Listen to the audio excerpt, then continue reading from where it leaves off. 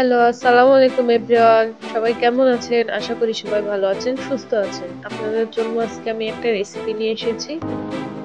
চিংড়ি মাছ দিয়ে পুঁইয়ের ফল।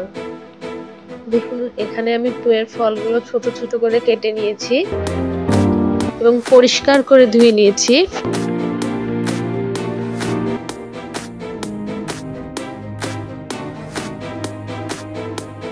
এখানে আমি নিয়ে নিয়েছি কাঁচা মরিচ, পেঁয়াজ কুচি, চিংড়ি মাছ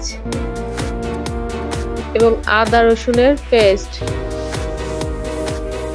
চলুন এবার রান্নায় চলে যাই। এখানে একটা কড়াইয়ে আমি কিছুটা তেল নিয়ে নিচ্ছি, দিয়ে দিচ্ছি পেঁয়াজ কুচি,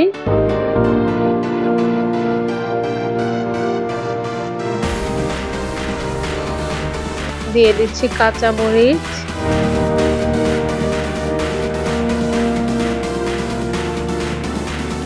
ভালো করে নেড়ে নেড়ে এগুলো একটু লাল লাল করে ভেজে নেব। এবারে দিয়ে দিচ্ছি চিংড়ি মাছ। চিংড়ি মাছগুলোকে একটু নেড়ে নেড়ে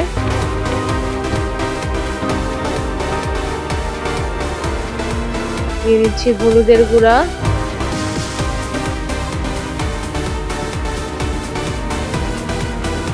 মরিচের গুঁড়া,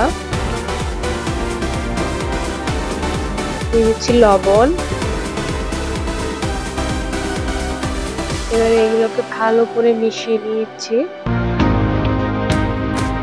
এবারে দিয়ে দিচ্ছি আদা রসুন পেস্ট।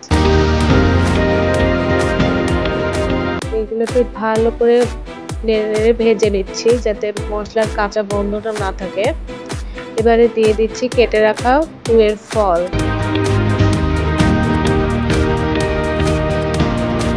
এবারে এগুলোকে ভালো করে নেড়ে নেড়ে মিশিয়ে নিচ্ছি। এবার এটা ঢেকে দিব, কিছুক্ষণ রান্না করে নেব আমি। দেখুন চলে এসেছি,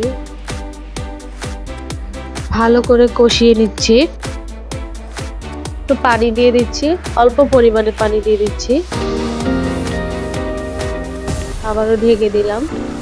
এবার দেখুন আবারও চলে এসেছি, আমার প্রায় রান্নাটা হয়ে এসেছে। এবারে আমি পরিবেশন করব।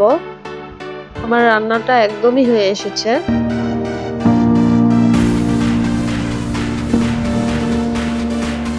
এই যে দেখুন, আমার ভিডিওটি যদি আপনাদের ভালো লেগে থাকে প্লিজ একটা লাইক এবং সাবস্ক্রাইব করে দেবেন।